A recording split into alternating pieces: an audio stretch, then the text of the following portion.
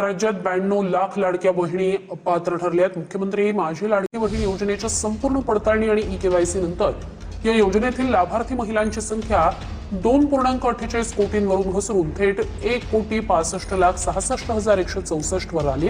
E-KYC प्रक्रियेमुळे लाखो गरजू महिला या योजनेतून बाहेर पडल्या आहेत। ई-केवायसी हा त्यातला महत्त्वाचा मुद्दा होता। ज्या लोकांच्या लक्षात आलं की आम्ही नियमाच्या बाहेर त्या ठिकाणी लाभ घेतलेला आहे, त्यांना वारंवार संधी देऊन त्यांनी ई-केवायसी केलं नाही। 1,65,00,000 बहिणींनी ई-केवायसी केलं, त्यामुळे त्या पात्र ठरल्या। त्यांना रेग्युलर कुठलाही खंड न पडता पैसे मिळतात। काहींनी ई-केवायसी केलं नाही।